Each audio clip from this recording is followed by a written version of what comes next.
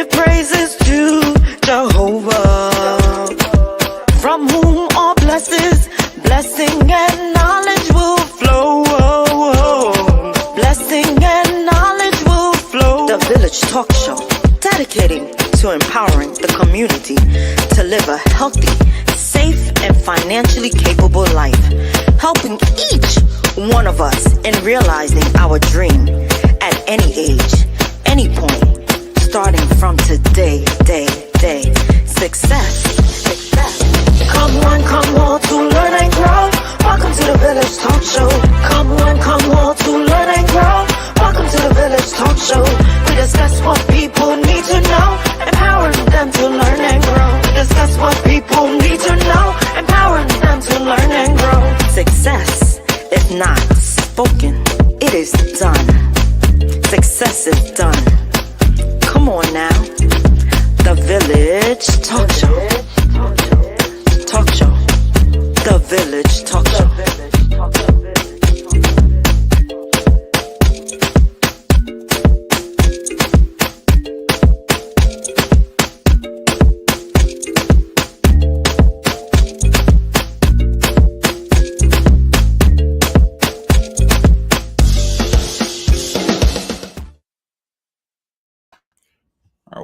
Welcome to another day of the Village. Good night, family. Apologies for the late. Welcome. You know, we're dedicated to empowering the community to live a safe, healthy, and financially capable life, ensuring all of us are not just speaking of success, but doing success. So welcome. What's good, John? How you doing? Blessed, and more blessed. To our listeners, I apologize. We apologize for being 40 some odd minutes late, but our fearless leader, Mr. Daly, had some very personal business he had to tend to, and that is the reason why we are late. But he will be on in a few, so we just wanted to apologize once again. So our first thing I want to start off with is condolences to the Catholic family, all religions throughout the world, for the death of the Pope. And it's so ironic that he passes away after he gives Easter service. So he knew what his mission was, and God allowed him to complete his mission to show you. So take heed, listeners. The importance of what that meant, not only to Catholics, but through the religious community throughout the world. The resurrection of Christ, right, who died for our sins to give us everlasting life. But on that note, what's up, villagers? What's happening? What's going on? My man Trump is going off. He's going insane. You see, talk about it. It was funny to see him talking about he's gonna fire Powell. I mean, he even went on and said, "Man, if I want him fired, if I want him out, he's gonna be out," and then backtracks. He backtracked. But that was. How can I say this, listeners? We get caught up in the clouds instead of noticing what's happening on the ground. And what has happened on the ground is what happened. He created what we call he created a diversion, and that diversion was dealing with Powell, saying that I'm going to, Powell should lower the interest rate. If not, I need to get rid of him. So you saw the market tank at that point in time. Not tank, but lose almost 1,000 points. Yeah. Then subsequently he said, no, I'm not going to do that, which gave his people time enough to buy low. Yeah. And same thing happened when he did the 90-day reprieve. Stock markets hit, allowed his people to run in, buy low. Oh, I'm giving a 90-day reprieve. So we get don't get caught up in the clouds. See what's going on here. There's a method to this man's madness. True method to this man's madness. And then subsequently, you see what's going on. He gets rid of the whole civil rights division in the Department of Justice, or not get rid of it, but decrease its impact. Yeah. Change certain executive orders that deal with the whole issue of some sort of punishment or discipline in school systems. So you have to watch his actions. His actions are not what we think it is. There's something underneath or underlying that's going on that we're not recognizing at this point in time, which he's like the puppet master. Mhm. He's the puppet master. We're watching the puppets and stuff like that, but while somebody's in the back, putting their hands in, somebody's in the crowd, putting their hands in our pockets, taking our money, increases the taxes. You don't know it. And, people are so gullible. Whatever this man says, they agree with when it really truly has an impact on them. But some of the Republicans and now some of the senators are they're voicing concerns because their constituents are like, what's going on here? I was listening to Charles Schumer today, and he talked about he was on Long Island in the Republican bastion, and business people were talking about, I voted for him to because of his business acumen, helping the economy, but since this period of time, he's made the economy worse, especially with these tariffs. So the jury's still out, but we see what direction it's going into, and what are the Democrats doing to combat this? Nothing. Whining and complaining. Stop whining and complaining and get back to the grassroots people, the people that voted for him, Right. and change our message. It's simple. Politics is so simple, but we make it so complicated. People just want a better way of life. People want to be heard. Yeah. They want to put food on the table. They want to have health care. They want to provide an education for their families. They want to earn a living. Very basic stuff. Go ahead. I'm sorry. I definitely agree with that too. Oh, shucks. The fearless leader, Roderick Daly, with a baseball cap on. Coach Daly. Yeah, just finish up. Good evening, villagers. Good evening. Thank you. Just finish up an exciting win for my son Cooper. He was actually Nice. at the plate when the winning one scored. So he was at the plate. Boy, was about to smack the ball, but hey, we scored. We won. The kid before him hit the ball, hit the Jesus out of the ball, got a triple, and stole home. So Mhm. good win for Cooper and the Bonnie Braves. Congratulations, kid. Congratulations, Cope. Big boy. Mhm. John. Good job. Yeah. I'm breeding winners, man. I'm breeding winners. I mean, that's the aim, man. That's the plan. That's the intention. So No comment. No comment. You bring the winners too. You bring the winners too. Oh, ladies and gentlemen, before I forget, we have decided to invite all of the yes. What happened? What? I left my feeding glove. You left your Yo, brother, why you come on and interrupt us, man? We have this show going on. I'm sorry, man. I'm asking. I just want to let everybody know that the date for the immigration workshop is May 29th. May 29th, because there's some scheduling conflicts.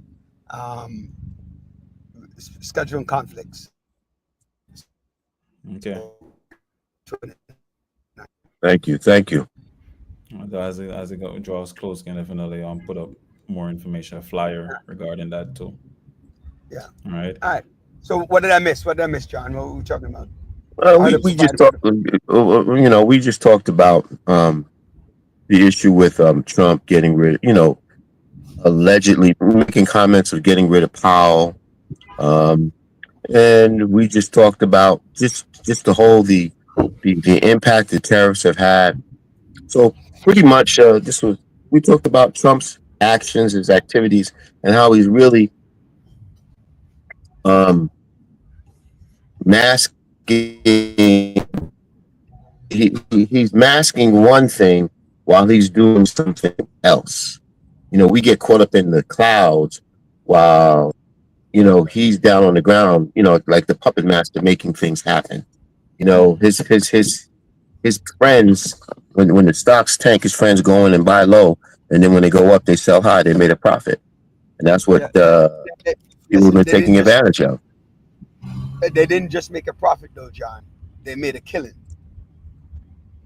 Right. They made a killing, that which is kind of is unfair on the backs on the backs of the middle class and poor people. Yep. That's exactly what it is. Well, you know, I blame it on us. You know, this is what Trump said he's going to do. So, you know what? The immigration is, as I said last show, what really bothered me is his total disregard for the Supreme Court, disrespect for the Supreme Court. So therefore, he feels that he's an emperor. He can do whatever he wants to do as he sees fit for the American people. So, American people, you have crowned him King Donald Trump by his actions that he's doing. I don't think he's not going to take the name King though. I think he's going to take the name Emperor. Emperor. Yeah, I think he's going to take Emperor.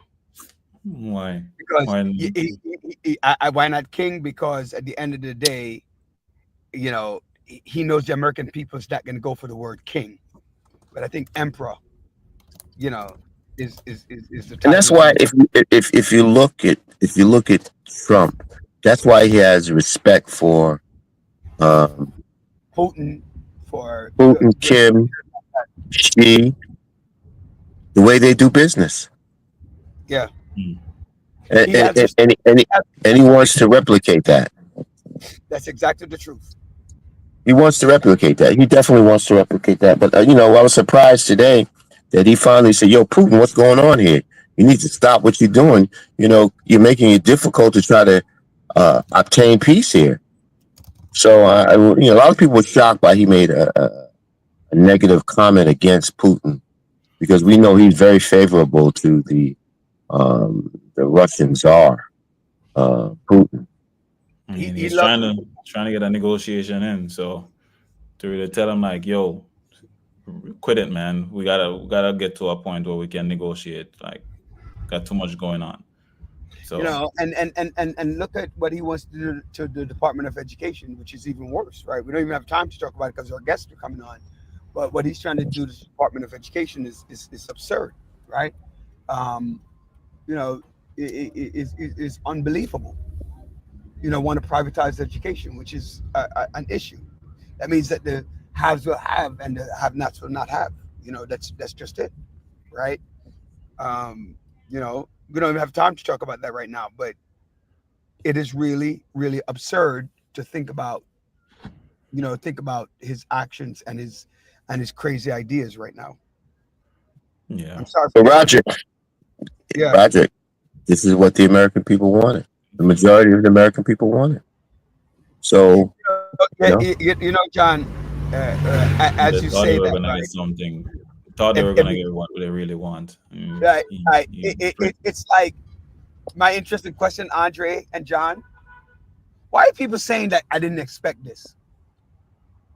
Why? I don't know. I don't know. We go a different route, you know.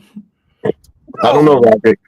It is the stupidest comment that they could make. I didn't expect this. I didn't expect this when I voted for him. The man showed you what he was, and he told you. He didn't lie. Project 2025. Project 2025. Everybody, oh no, he's following the playbook. Definitely. That man is following the playbook.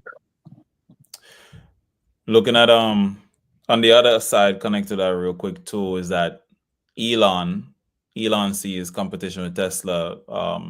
Tesla losing competition in China with BYD, and even Tesla had a bad quarterly report.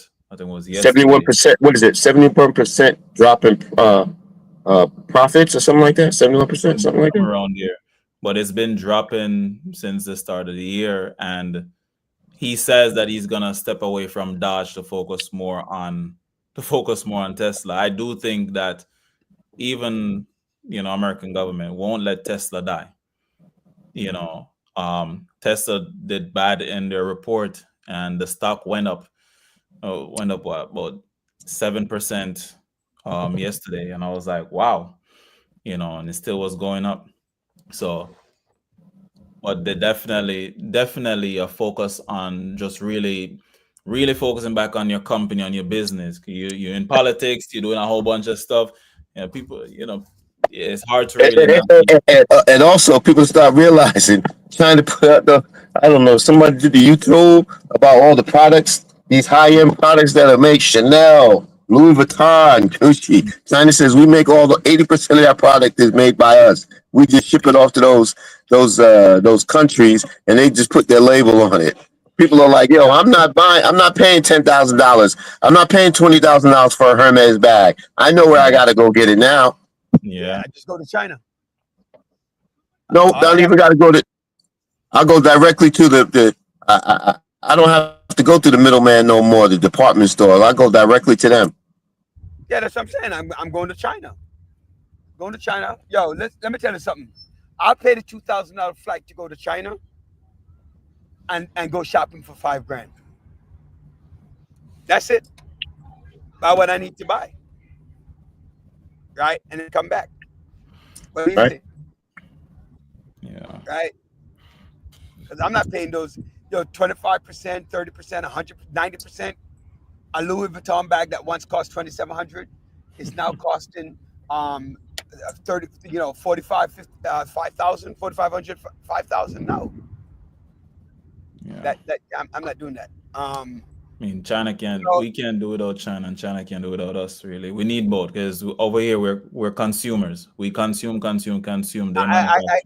don't believe that China can. China doesn't need us. Yeah, they don't. They do. They Roger. China needs our economy. They need our economy. Yeah, they need our people.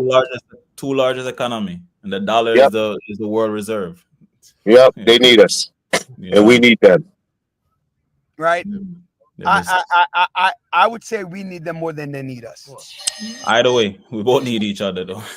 I don't know, but I think that they need us more. They're the second largest holder of U.S. debt. Japan holds way more. So, but yeah, no, like it just seeing how people shift perspective based on what they're seeing in terms of the tariffs, the consumer is very interesting. So, people have to navigate, strategize. I saw someone saying that, went from paying a small amount of fee to a very large exorbitant amount of fee for the products to come over. And if the tariff issue don't get resolved, they'll likely get out of business. A lot of small businesses are feeling that pain. Some of them, they're feeling it. The 99. They're feeling the pain, man. The 99-cent stores, the dollar stores, those Dollar General, they're gonna feel it, because a lot of those things that they sell are imported. All right, so certainly. So that's definitely an issue. I want to send out my condolences and craziness that happened over there in the resort in India. 24 people as of yesterday died. Right. 4 gunmen. You see, the thing is, this is why I strongly believe, and I keep saying this every time something else happens, I keep saying that's why I believe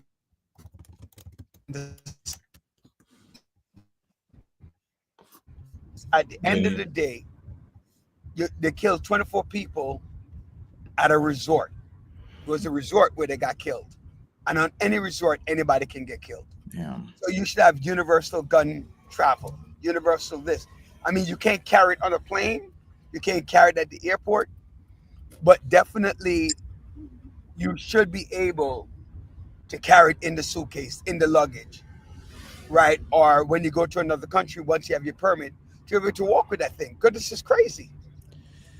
I don't know. 24 innocent people dying. It constantly, children. I don't know, John. I believe strongly that we should have the right to the Second Amendment. I don't know. What's your thought? I find. Oh, go ahead first. Well, Roger, I mean, right to the Second Amendment, fine. But now, then we're closing international waters. We're going to other countries. It's it's a bit more complicated than that, Roger. It's not that simple. No, I know it's not that simple, but I'm saying, like, when you hear about situations like these on the world scale, right? Many people who have access to guns are people, right, especially in a country like India and other Muslim countries where it's crazy that you can't get a gun, are meaning to do harm, right? Not meaning protection. And that's what I'm saying. Like, as you go through international waters, you can carry a gun, they should allow you to carry a gun. Right. Because I would hate to be one of those persons on that resort, just chilling, having a cup of tea, 4 gunmen walk in and start spraying. Yeah. Yep. Yep. That's how I feel. I feel bad for those people. Yeah, Andre, you were saying something. No, I was just gonna say, let's jump to commercial and bring the guests on. Bring our guest on, my brother. Hey, Jennifer, how you doing? Welcome. I didn't get a chance to say hello to you and hello to all of our village out there. Thank you for joining us. All right, here we go. Commercial. Want to get your personal income tax, business corporate tax, self-employment tax, quarterly tax, payroll tax, or sales tax filing done professionally? Yeah. Call U.S. Bear LLC 718-676-0519 and take the worry out of your personal and business life. Tax compliance issues should be left to the pros. So when you want your business to grow, call the pros because a successful business matters. U.S. Bear LLC also handles accounting, bookkeeping, business startups, consultation, real estate, and many more services. Call U.S. Bear LLC 718-676-0519 and ask for Howard DaCosta, CEO, to book a 1-hour evaluation at no cost to you. Take remote control of all your needs and U.S. Bear LLC will follow your lead. Want to work but don't have a social security number? Yes! Find out about getting a tax ID to pay your taxes. Call U.S. Bear LLC or log on to www.usbear.com. Team up for success. Call Howard Housing Solution today for all your real estate needs. Sellers, we can get top dollar for your home, and our vast network of professionals can facilitate your move and help you purchase your dream home in another state. Buyers, we have a pulse on the market and can get you in a home quickly. Property owners, we can manage your property efficiently and allow you peace of mind. So why wait? Call Howard Housing Solutions today at 646-825-5560 for your sale, purchase, or property management needs. Conveniently located in East New York, Brooklyn. You can come to us at 577 New Lots Avenue, Brooklyn, New York, or we can visit in the comfort of your home. Call Howard's Housing Solutions today at 646-825-5560. Howard Housing Solutions. Real estate simplified.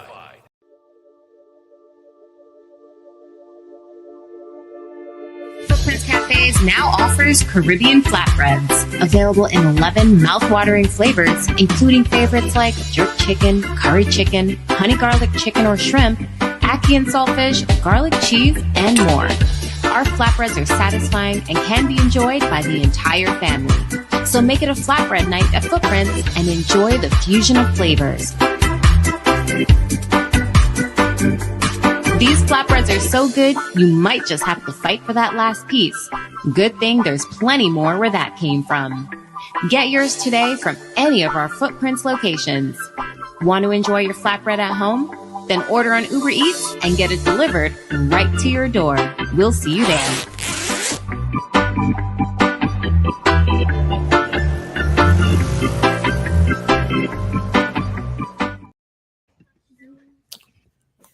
All right.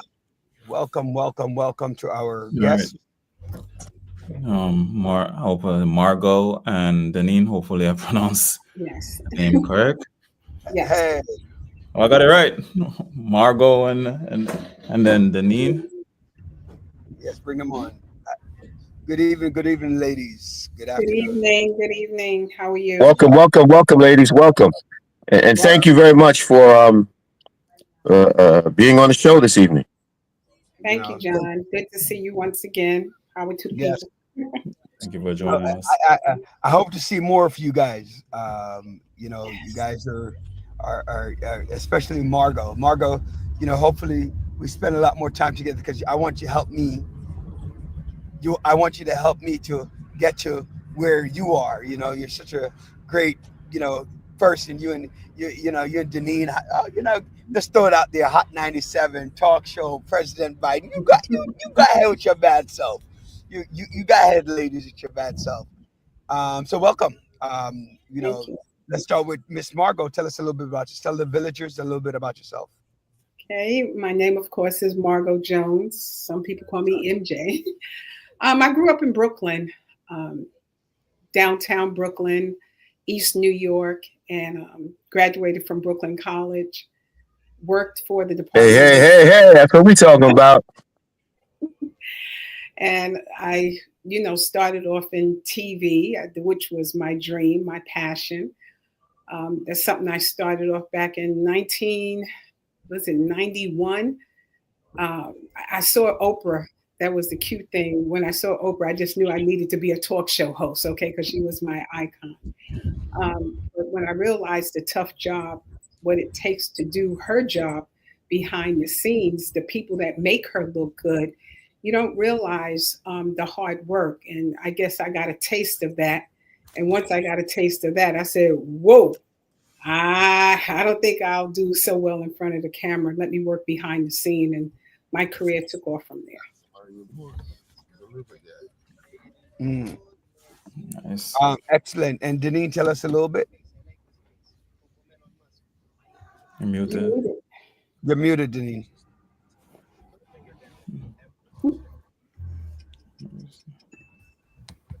Oh, I just unmute. Oh. All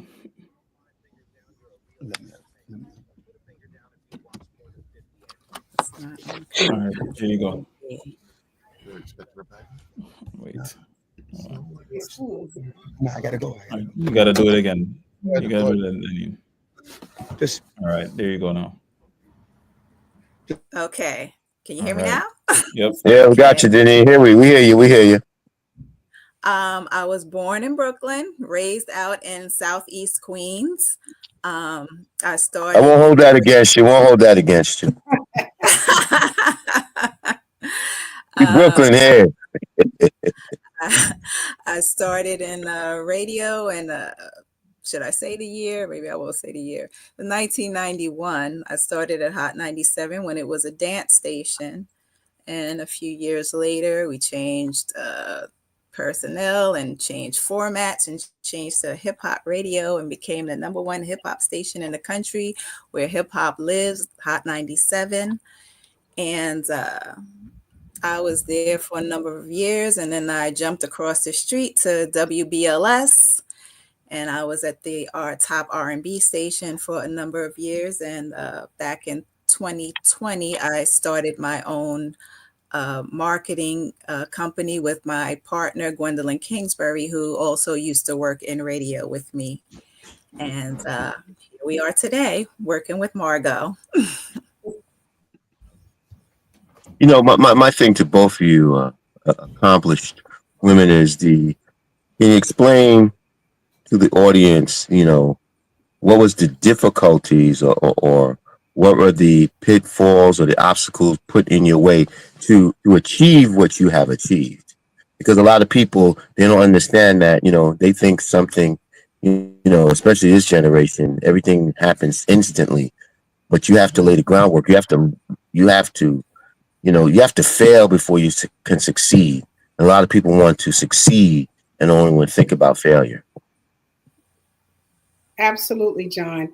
I find that when I first started off, I believe in volunteering, internships, to work for free, and whatever I'm seeking to get myself involved in, I always was open to not the money. I didn't think about the money.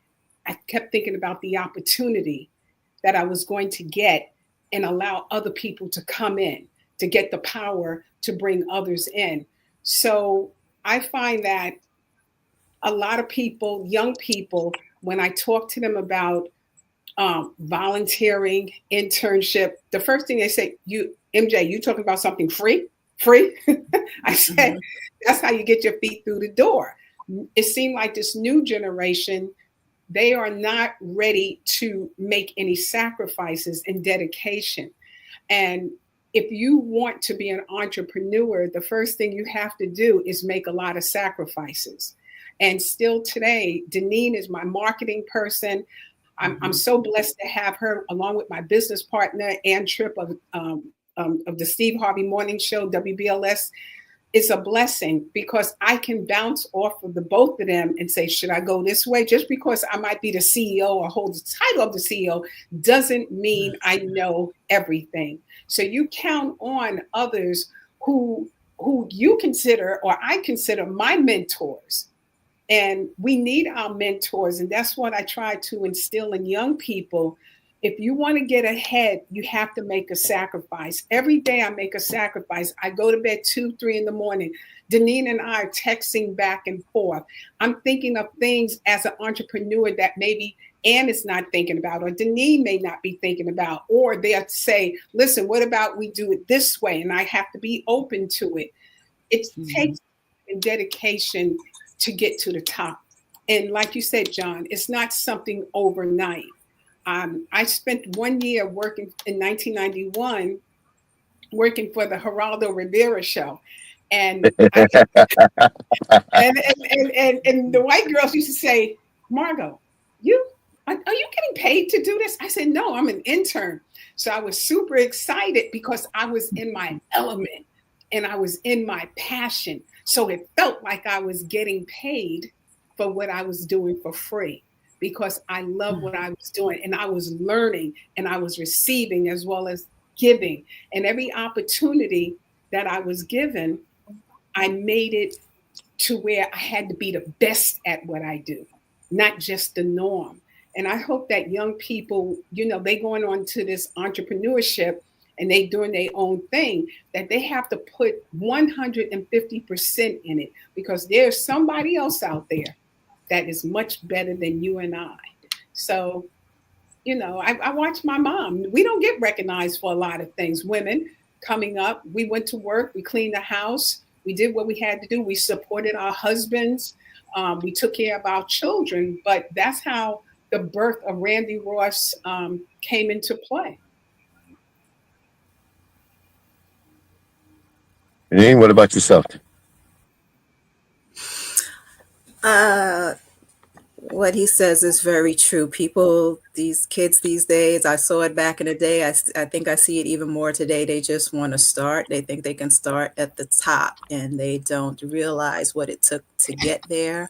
Like Margot said, starting off working as an intern or for free. I did skip a part of my story.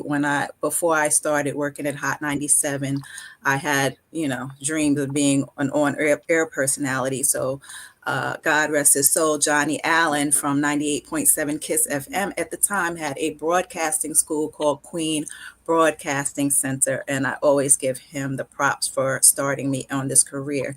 So I went to his school to learn how to be a DJ, but then I didn't want to be a DJ, and I decided to be behind the scenes. And he referred me to it wasn't a free job at Hot 97, but it was an entry-level, low-paying job doing research for the station. So I did start at Hot 97 doing research and worked my way up from there. And, when you're dedicated to what you do, even at a low level, people notice and they give you the opportunity to do something more. So it wasn't like I could come in the door and be the assistant music director. I kind of worked my way up, and then I worked in the office, and they see my hard work and they see my dedication and they see my willingness to, stay late and go the extra mile. And then they offer you, more opportunity to move up the ladder. So, that's how I started, and I see to his point where people think, they want the glory, but they don't see the grind. I think I saw that even more so with the DJs. I would go to conventions and I'd see DJs from across the country, like kind of taking swipes at Funkmaster Flex. Why is Funkmaster Flex getting everything? But I'm like, I see his grind. I see the DJs that work with me. I see their grind. I see Jazzy Joyce coming in with a broken arm, and still, I'm like, you coming in, your arm is broke. You still DJing? She's like, yeah, I'm a DJ with my other hand. I see, the grind that they go through, the sacrifices and the dedication and the willingness. Like when the rappers, I see Jay-Z getting up at 5 o'clock in the morning to do a morning show interview, and other rappers are missing their flights to the interview. So, I mean, it speaks for itself. You have to do the grind to get to the glory. And something else that, what intrigues me is the power of radio, of TV, the communication, and the impact that it has on society. But, I'm looking at the politics now, the way the media, the impact the media has on politics and the agenda that has been set, and the way, our voices are not heard, or our issues are not pronounced, as opposed to other issues. And, my thing is ways in which we can support, what you women are doing and stations are doing to empower you, so we can get to the broader audience, so you can get those, advertisement sales or whatever it is, so you can start broadcasting or providing information to, a lot of our communities that are not really educated about the impact that politics plays on their daily lives. Because, everybody's talking about what Donald Trump is doing, but what was interesting is the way Elon Musk was able to buy Twitter and convert it to X and use it as a way to help Trump win. The Rogans, the Sean Hannitys and things like that. So, what can we do on our end to make sure we continue to empower you ladies and expand the universe? I believe what you're doing now, you continue to educate and empower and bring to our young people, talking to them, encouraging them about politics and how it empowers our nation and how they are affected. So it hurts me when a young man or a young woman or a woman in general or a man in general said, I'm not going out there to vote. And then if you go to a museum of in Washington, D.C., and see what our forefathers, ancestors been through, and what they was whipped, they was broken, they were humiliated and destroyed their character, their manhood, and all the work they did to fight, dogs biting on them. They have to see a visual. Lots of times, if you don't show them, they have to see a visual. And I think they can't visualize exactly what went on in our past. They are so busy trying to keep up with the latest fashion, with the, now the new thing, wear jacket, 40 degrees outside with some shorts, sneakers, and you have on a snow jacket, keeping up with the fashion. But the most important thing is the power of knowledge. And if you don't have knowledge, you don't have wisdom, and you don't know your history, you can be led by anything or anyone can give you false information. There was a brother friend of mine, and I don't like to talk about the Bible with anyone because I feel that if you mistakenly say something out of content, and you going to downplay, please read, I have to tell them, please read your Bible, because if I know more than you, and I know about John the Baptist, and that's my favorite chapter. And Amen to John the Baptist. And you're putting down the Bible, tell me why. You have to know your history on why you say and do specific and certain things. So my thing is that what you're doing, the team is doing, you're keeping people informed through the podcast, you're keeping knowledge real.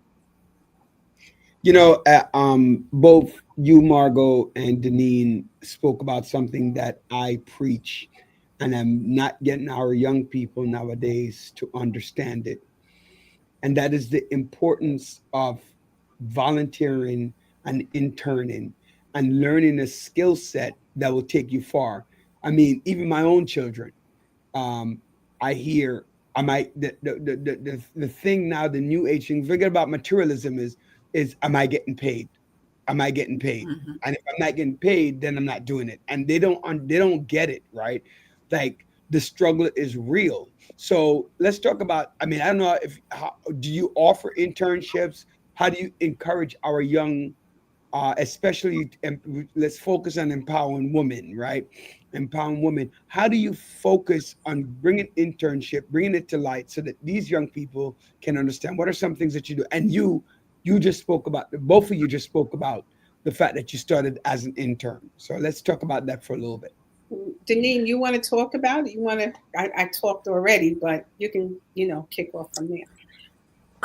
Right now my business is small, so I don't have that much opportunity for an internship as far as reaching the young people. One of my clients is Maria Davis, the founder of the original Mad Wednesday New Artist Showcase, and she's very vocal out here in the community. So my participation is in connection with her. Like during 2020 and COVID, we were out in the streets for that election, registering people to vote. We had an initiative along with Rob Love, who was formerly of Def Jam, and we formed a coalition to have this I Am the Vote movement, where we were on the corner of 127th and Lenox, I think, and we were just out in the street, with a DJ, and just had a table, and we're registering people to vote and try to explain to them the importance of voting, and that people died for their right to vote.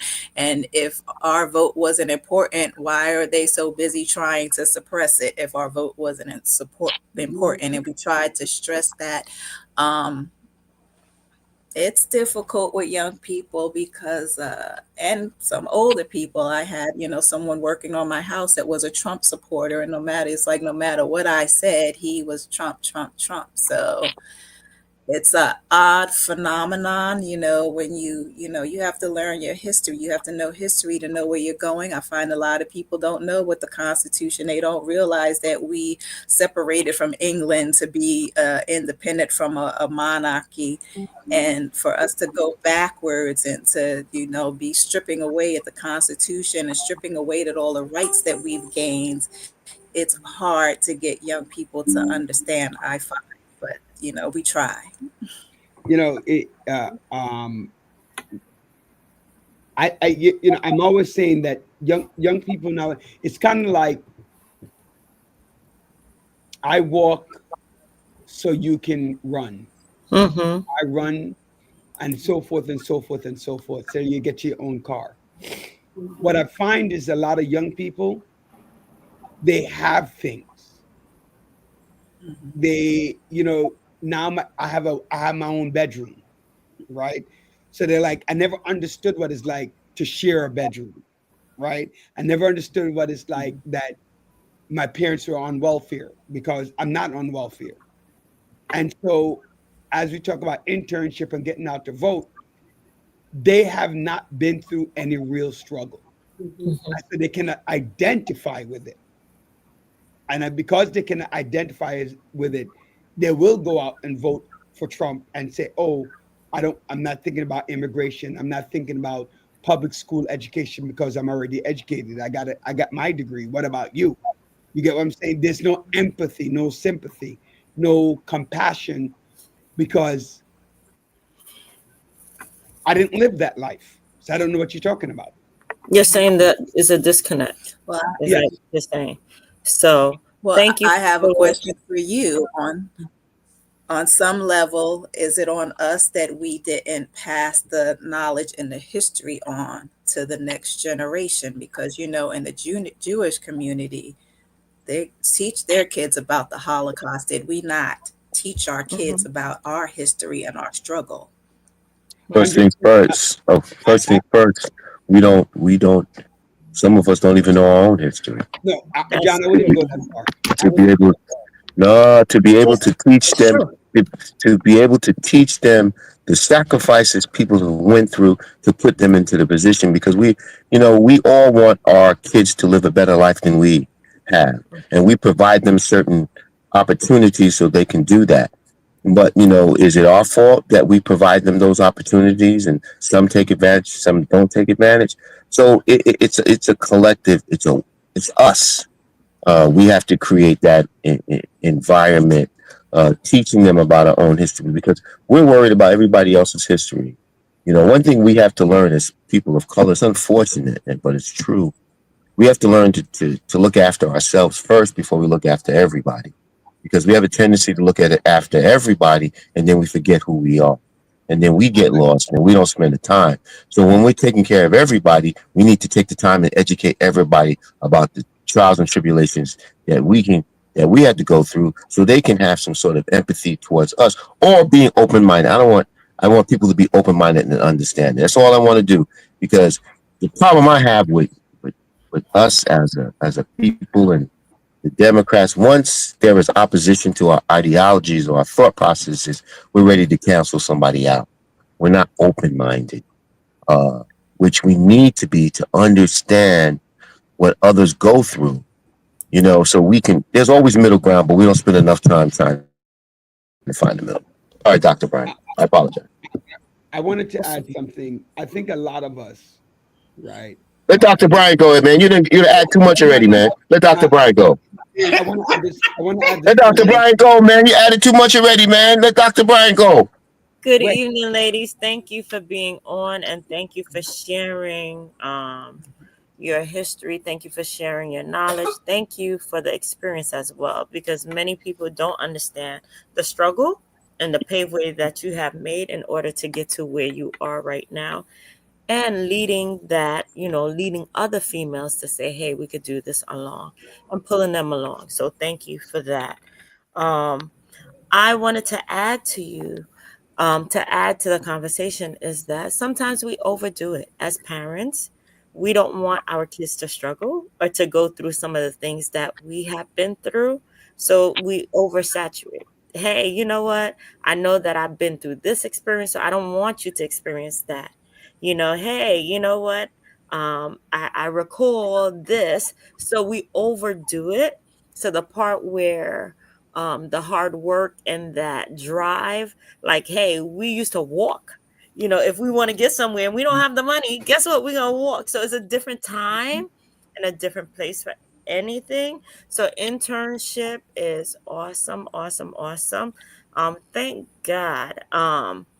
My little peoples, I remind them constantly, it's not about the money. It's all about the knowledge and the experience that you get along the way. You don't know who you connect with, doing this. And like you mentioned, hard work, they see the hard work. And even in your day-to-day job, give it 110%, because you know that you don't take it as a job, you take it as ministry. Put it like that. Because you pour into what, like you said, when you love what you do, it's not work.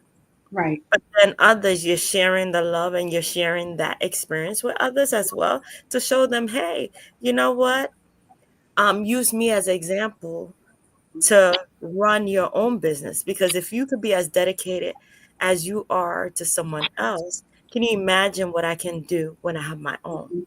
So you're showing and leading along the way how you want them to treat yours, or how you want them to learn and maybe pick up those skills as well. And to add on to that, Dr. J, it's always good to see you. What I realized, how can I leave a legacy to young people who are not prepared to receive it? Amen. Amen. Leave a legacy. I have 3 sons and 1 daughter. I'm a widow. And when I tried it, my daughter lives so far away. I'm not trying this. She's good. All right. But with one of my sons, the middle son, and I always say to him, look at my pension. Mom, this is a lot of work. You want me to listen? I got someplace to be. I said, the reason why I want you to look at my pension is because you don't have one. And by you not having one, you don't know the value of having one. Well, Mark, we don't want to be looking at it right now with what's going on with Trump pensions. You got a point there, John. You know, but the value of a legacy. I have property. We have property. Most of us on here, we have property. And if you realize, oh man, I got tenants here and I get this amount of money, but forget about there's taxes that have to get paid. Oh no! Yeah. Roof that has to be replaced. Denise was just saying she had somebody come to her home and do, you know, construction work and, you know, trying to keep maintain the property. Our young people don't know the value. I have tenants, and I'm gonna keep it 100%, as the Yo brothers would say. They're young, but they can pay. The amount of money they pay for downtown Brooklyn, I'm sorry, it's not our young people that I would love from here. I would love for my sons to say, I got this. Whatever price you take, I got this. But the fact that you don't want the responsibility, and it's hard for you to receive, to say, I'm investing in something in the long term that's going to be mine. Yeah. Why are you concerned about how much your mom is going to charge you? You're not getting the market rate, but you're turning the money you give me is going to turn around and benefit you in the long run. They cannot see that because they're looking at the here and now, like Roderick. Yes. And with our program, the Women's Business Conference and Spa Weekend, my business partner Ann Tripp and I, we sponsored for several years the Upward Bound program, the Bronx Community College Upward Bound program, and we had Queen Pen come in to talk to them. We had Sister Soldier speak into their lives and tell them about the business of rap and music. Spinderella came and to share with them that dancing on the stage and rapping is not a career. Yeah, you know, they think it is. I want to flop. I want to look cute. I want to do this. It's not a career. And that's why I am so honored when I hear like Taji, what's her name? Taji Henderson? Henson. Yeah, Henderson. Taji. Right, Taji. She going back to school or she got working on her master's. There are sisters out there that are behind the scene. The other one, oh God, I'm not good with the actor's name, but Megan Good. Megan Good, all the money she has and she has received from building a business from her career, she knows how to manage her money to give back, to help our community, to go back to South Africa and help our people out there. We're not, if our young people don't wake up and smell the real coffee, not Starbucks, the real coffee, and understand you have to prepare your lifestyle in order to get to where you are. You can't say, I'm gonna depend on mom, I'm gonna depend on dad, I got the house when something happened to them. No, it doesn't work like that, because with me, I could sell at any point. Even though if I have a trust, I'm like, yeah, I'm out, because I cannot leave it with someone who doesn't take value in what I put into it. So you leave it for someone else who did no work to keep it, but destroyed the hard work I put into it. I can't guarantee you I can leave you anything. My wife says, my children, I don't know if I'm going to leave anything like that to them, because exactly they're not going to take care of it. Let's talk about the Women's Weekend and Spa. Can I change? According to Trump, you can only be a he or a she. But can I change my gender just for the weekend and come hang out at Spa? Yes, it's open to men on Saturdays. Yeah, we don't have to change our gender. Men are welcome. Men are welcome on Saturdays, open to everyone. When is this? This Saturday? No. May 17th. Oh yeah. I think actually I think the village was invited to come up and do a day of interviewing, I think, on the 17th, if I remember correctly. Yes. I ain't doing no interview. I'm gonna do massage, man. You know, well, unfortunately, John, you'll be working. You and Andre and Joanne will be working that weekend. And while you enjoying everything else, he's funny. No. Remember, I told you I'm not going to be here. I'm the 80th birthday. Remember, I was telling you my 80th birthday. Yes. Well, I'm gonna be there. Yes. Me too. God's there. Good, John. Come Gotta on. support. We gotta support. Gotta support.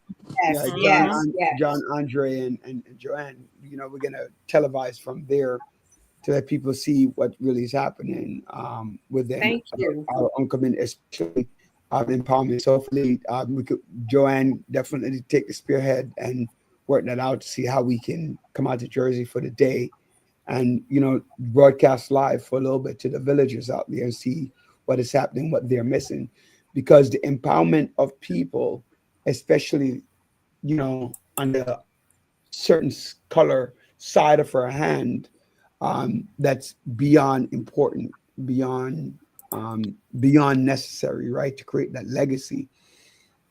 John, myself, Joanne, we talk about generational wealth and how to develop that. And John touched on a very important point, which is our children are supposed to be better off, but understanding where you come from so that you can make it. And a lot of us are missing that, right? Because I was saying, one of the things I was going to say earlier was that many of us as parents deny the opportunity for our children to struggle. Oh, I don't want you washing up dishes because I had to wash up dishes and it was hard work. So let's get the dishwasher. No, my children should learn to wash up the dishes. My children should learn to iron their clothes. My children should learn that there is a real struggle. Like, you got to appreciate your mother or your father who is cooking. If you get what I'm saying, like some of us like, oh, I'll do the cooking, I'll do this. You don't have to do anything. So they don't learn. Right? No, but they're lazy because we made them lazy. Right? We made them lazy. We didn't encourage them to do different things. Walk. When I tell my children, I walked miles and miles to school. I'm from the Caribbean, so I have to wake up. I have to walk to school. I have to move the cows, move the goats, move the this, move the that, sweep the yard. All of these things. Before you had to go to school, right? The kids, my kids, then would look at me like, and Daddy, can you drop me to school? And Daddy, can you drop me to school? I don't want to take the school bus. Say what? Privilege. Oh, I don't eat school lunch. Say what? I was like, all right. But I'm glad you're doing it. Tell us a little bit more, like, how do you feel knowing the work that you're doing in terms of empowering women, or just overall your work in radio, TV? Deneen, we can start with you.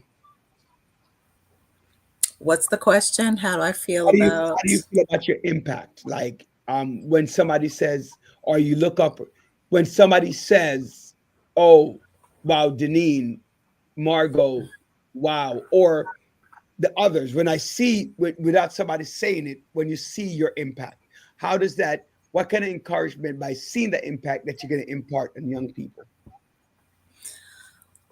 Well, I feel good about it. I hope that I always hope to project a good image, a good character, a good reputation, integrity, and I hope that other people see that. There have been people who I met when they were interns, and they have moved up in position. And if I run into them, they'll always say, "Oh, I remember, you treated me well when I met you when I was an intern." So, people will say they may not remember what you said to them, but they'll always remember how you made them feel. And Right. I've always tried to be respectful, because some people will look down on people that are of low position. They're not going to speak to the janitor or the receptionist or the assistant. And I've tried to be kind and respectful and to impart knowledge on anybody that I meet, no matter what position they're in, so that they always remember that. And that makes me feel good about myself, that I imparted wisdom, and I was kind, and I gave somebody some knowledge, and I gave them inspiration to be greater. Yeah, that is excellent. Margot? Yeah, the first thing I would show our young people, they have to first know that I care. That's one. Number two, trust the person who came before you, who walked in this position before you even thought about it. And if you trust the process and trust the person that cares about you as a mentor, I'm going to guide you in the right direction. And I will assign, as we have done with the women's conference, we have assigned mentors to the mentees, and they were able to shadow them at their jobs. So we had CEOs from banks, we had CEOs from other corporations, and they were able, the Upward Bound program, thank God for their dynamic leader, Michelle Faust, who allowed the entrepreneurs who attended the women's conference to come to the school, to come to Bronx Community College Upward Bound program and pour into them, or they shadowed them at their job and help them to open their horizon, open their mind, so that they were able to see what exactly goes on behind the scenes. Some of them went to the dentist and shadowed a doctor who was pulling somebody's teeth out, and it's because they wanted to become a dentist. So they had to see, firsthand what it's like. Are you familiar with blood? Does blood bother you? Looking inside a person's mouth, does that bother you? So I think that when you, like Deneen said, trust, believe, and it's always how you treat people and how you talk to them. And even in my community, I call the Yo Brothers around the corner. But don't let anybody disrespect Miss MJ, because they will check you, and I always give them respect because they like the fact that when they are talking, I will listen. And it doesn't matter. Sometimes people get on a pedestal and they, I don't need to talk to you. And Montel Williams used to treat me very bad on his show when I worked for him. I was never comfortable. And I can say it now because he ain't got a show and I'm not on there. he was not nice to me. And I find that he was always in favor of people outside of color. And even one day I got off the elevator and I said, "Good morning, Montel." And there was a girl, I'm just going to say Janice.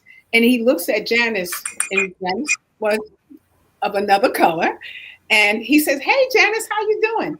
And I just looked at him like I didn't exist. He looked past you.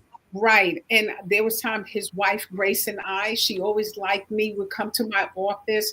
And one white girl came up to me, Kathy, I'll never forget. She said, "Margot, do me a favor, stop talking to Grace." I said, "Stop." I'm the oldest worker of these little young girls.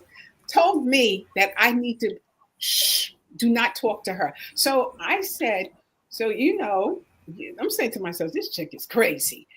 But, you want to keep your job, so you kept quiet. But I said to her, so when she approaches me, I should just look at her and not say anything?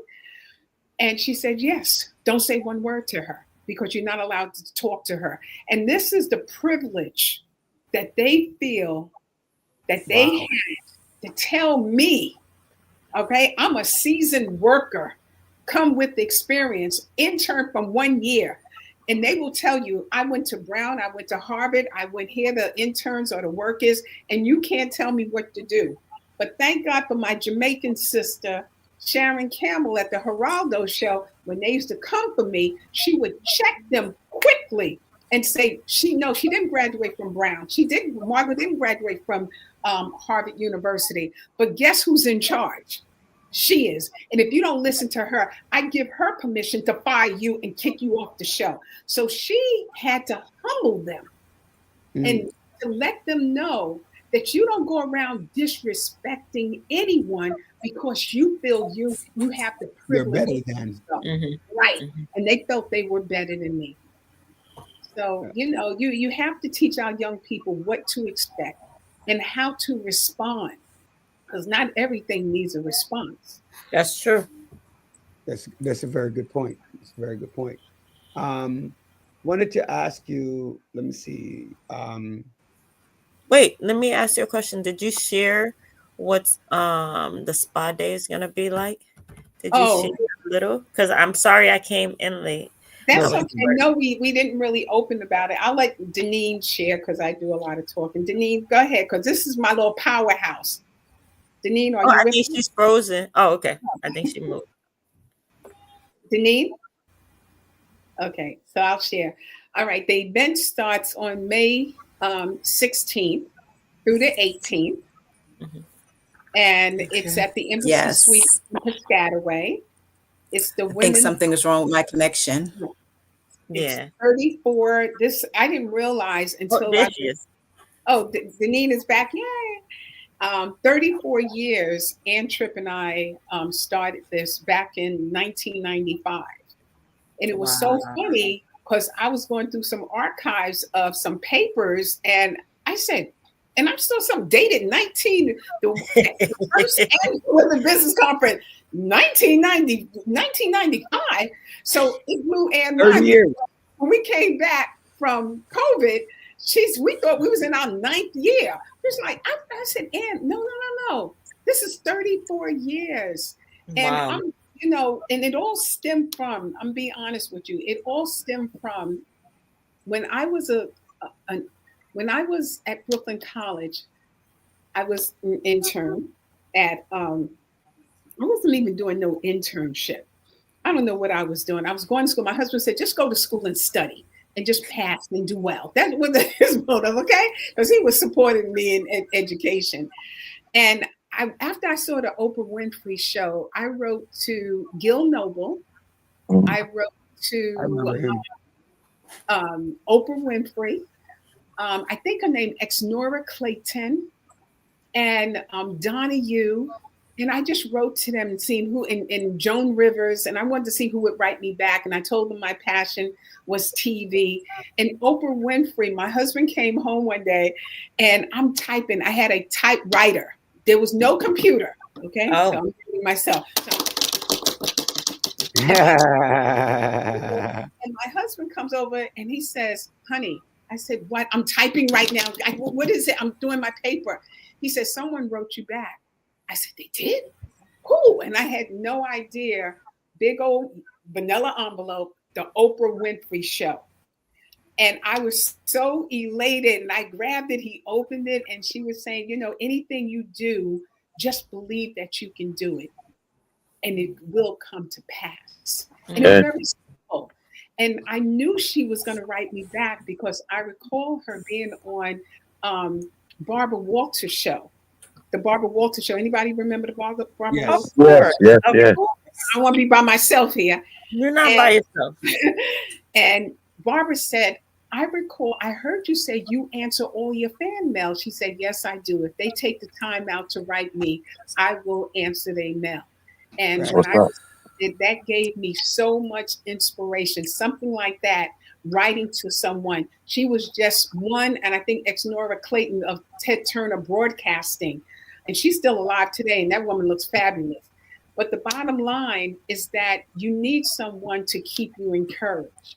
You need a mentor. You need someone that a coach. I think you said it, Roderick. You need a coach to keep you up to date, that when you feel like falling back, when you feel like I don't want to do this anymore. I called Deneen, and I said, Deneen, I'm tired.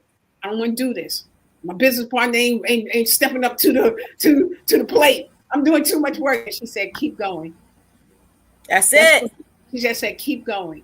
And one day the Spirit said to me, don't look back. Amen. If you look back, you're going to see how far you came. Yes. Scared, and you're going to say, I don't think I can go any further than this. So I never look back anymore. But I started off from college, just to rewind real quickly. And when I was told I had to do a paper, women in the media, and I didn't know anyone in the media. So I met this young man at an event, Gerald Kirk, who's a photographer. And I told him, I'm trying to get into the media business. He said, listen, contact Terry Williams of Terry Williams Agency. And she represented high profile celebrities. And I contacted her and her office. They said, oh, they meet monthly, women in the media. And I said, they do, when do they meet? Oh, they meet at different restaurants. So I was super excited. I went to every meeting, and then that's where I met Ann Tripp, and I saw her eating some chicken wings. And I said, chicken wings, you know? She was like, yeah, who are you, young lady? And I was so excited because there were so many great people that came in to speak. Halle Berry, Susan DePass, Nancy Wilson. I can go on and on and on. And they gave me how can I describe it? They led me in the direction I needed to go in. And they had nothing but confidence, the confidence that I was missing. And that's some of the things that people, when they're trying to get into a field or a career, they miss confidence. And I didn't have that confidence because I didn't always think I was so great, so perfect, because, in a household, if your parents weren't told how great they were, they don't instill that into their children. But I was so happy to meet Ann and realize she lives around the corner from me, and she kept guiding me and showing me the way. And the next thing you know, I got the internship at the Geraldo show because someone in Women in the Media had a connection with women in the media, and I was able to get my feet through the door. But it was an intern. I didn't care. I was in. And I'll never forget. I was with Dr. J. I'll never forget. It's called the Rap Party, when the season, at the end of the season, the ratings were really good. So Geraldo would take his whole team on a boat, on his yacht. So, he liked to tip, get a little drink on, but he was always professional, always nice. And so after he had a little drinks, I would go over him with the rest of the team. I said, Geraldo, will I get hired one day and work for your show? He said, of course you will, Margot. You're going to get hired. And I'm telling you, I wasn't even hired immediately. But that's another confidence that was instilled into me, that I knew one day I will be working for the Geraldo Rivera show. So they gave me the power to not only work on his show, but it wasn't like it is. It's something like Here and Now. It was like a lore, people killing mystery show. Tell It Like It Is or something. That wasn't Tell It Like It Is. Whatever it was, I was able to work on 2 shows. And he gave me so much confidence in the team and the staff because of my dedication. It was me that started it for people to respect the fact that I wanted this as bad as I wanted to have water and food each and every day. And I remember coming home and I wanted to be an associate producer to a producer. And I told my husband, I said, honey, I have to go out. He said, go where? I said, I have to go out around 11, 12 o'clock at night. He said, where are you going? I said, I came home, I cooked the dinner, put the kids to bed, did their homework. I ran out, jumped in my car, and I went over by Louisiana Avenue, and I was looking for prostitutes. And pimp, 12 midnight by myself. And for the show? For the show. How much I wanted to prove to them that what's up. You understand? I was making my own sacrifice. But did you find them? So when I drove up and I was yo sis, can I talk to you? Like, can I holler at you for a minute? No.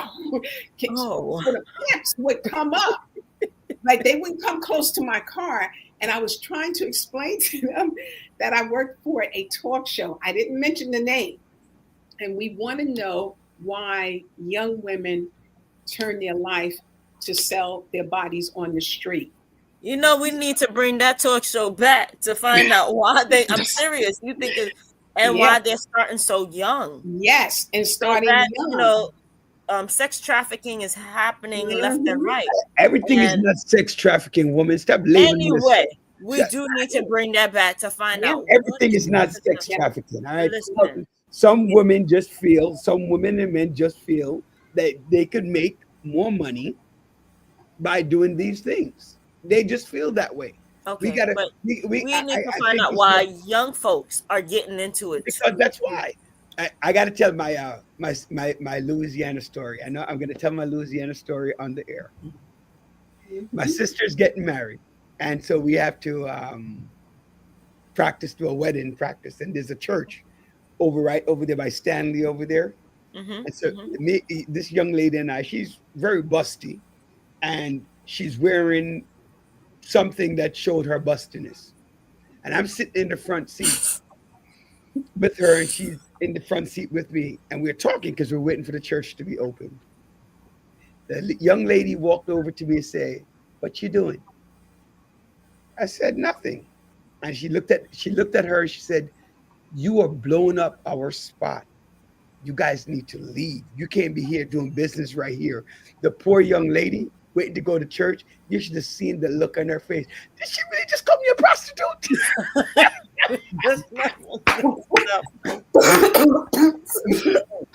So I could say I understand that feeling, like, oh my God. But you're right that you're right though, Dr. Brian. There's a lot of there's a lot of woman trafficking, but we also have to talk about self-esteem, right? Self-esteem issues that goes along with that. A lot of these women might have been, some might be for women and men who are abused, and then they think that sex, being, their bodies are not what we call it, not divine. That's not the word I'm looking for, but they don't look at their bodies as sacred pieces, and what lead them to prostitute. Sometimes it's drugs, sometimes it's this.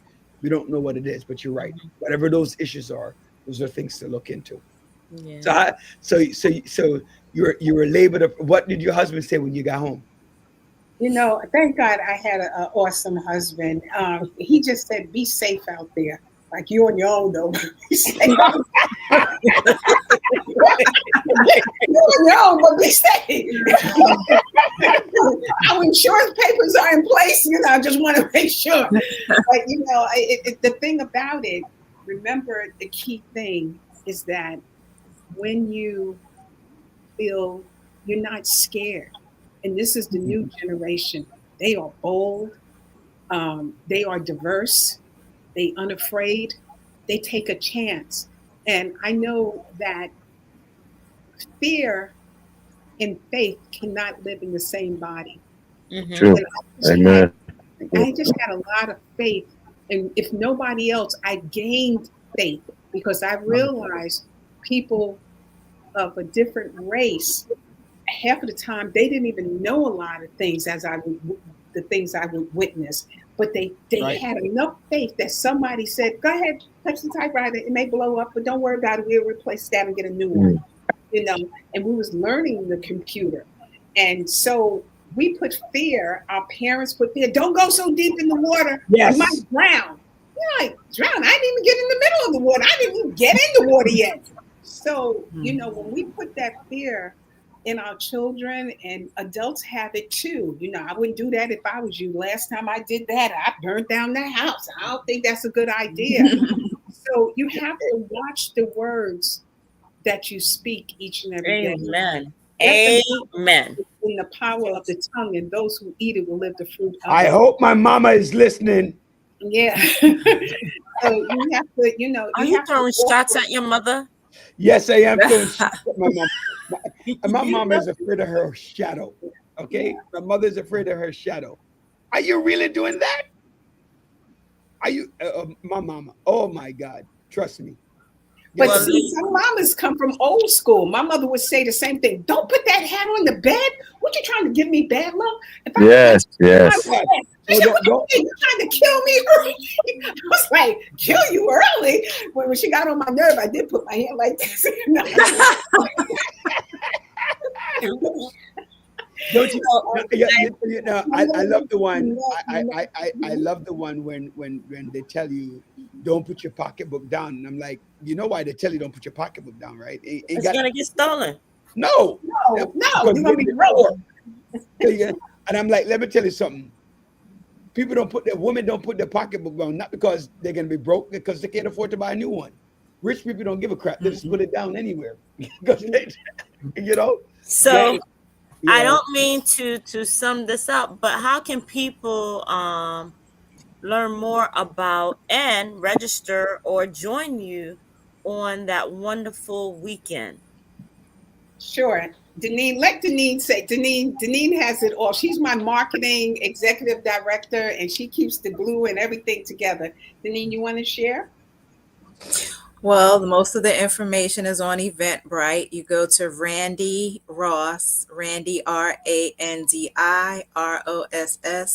.eventbrite.com, and you can find information. You can find the itinerary for the weekends and a little video of the past weekend, and you could get a lot of information from the website. And if you need more, you can always call or email at they can call, sorry Deneen, they call 347-765-8218. That's 347-765-8218. And we do have one-day passes, so if someone doesn't want to come for the entire weekend, you could come for Saturday, May 17th, and attend all the workshops. We have a sneaker ball going on.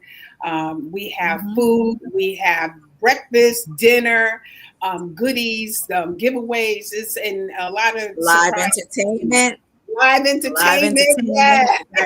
Dr. Bob Lee on the ones and twos, and Dr. Bob Lee will be spinning. You know what? It sounds like a great Mother's Day gift weekend too, in advance. So a nice Mother's Day event. So if you're thinking of something to get mothers or your lady or something, it sounds like a nice gift. Yeah, it's May 16th through the 18th. So it's really come out and enjoy yourself and network with some phenomenal women and men. And we have lots of vendors. I don't know if we could take on any more vendors. We are vendored out. Are we, Denise? Awesome. Yeah. Yes. But I want to thank you, Dr. J, Roderick, and John, for allowing R&R Entertainment and Consulting, along with my marketing director, Deneen Warmack, to come on your show and participate. I felt like home. I was real nervous about coming on, but Dr. J, you are the bomb. In District 23, they say you are GOAT. You are the GOAT. I hope you know what that means. Thank you. Yes. She is the GOAT at District 23. Way to go, Dr. J. Thank you, John. Thank you, Roderick. Always. Thank you, y'all. And we look to support you too. Yes. We will see you on the 17th. The 17th. Yeah. Which is the Saturday. Yes. Saturday. And I'll send you I think you have the Okay. itinerary. Everything starts at 10, but if you want breakfast, you need to arrive before 10. All right? Thank you. Thank you again. See you soon, ladies. Bless. We're having such a good time. I didn't realize that there was time for the show to be. Listen, you see what happened when you're having fun? Yeah, you ladies are awesome. The conversation was just so smooth. I enjoyed it so much. And thank you so much, both Deneen and Margot, for joining us. Thank you. NJ. Also, Thank I you. didn't even get a chance to talk about a possible trip and the traveling. I forgot about that. We didn't even get a chance to talk about that. Yeah. But, Well, we'll be back on to talk about it after the conference. There you go. Just remember. We got you. So amazing work, ladies, like as you just stated. And everyone, please, thank you so much for joining us in the village. Thank you, everyone, for each and every Thursday, where we're dedicated to empowering the community to live a healthy, safe, and financially capable life through education, where success is not just spoken, it is done. Please don't forget to share, like, and subscribe. God bless each and every one of you. Enjoy your weekend. Thank you. Oh, happy birthday to my Auntie Thank Clarine, my cousin, my niece Ashley, and my Happy cousin. birthday. Happy birthday.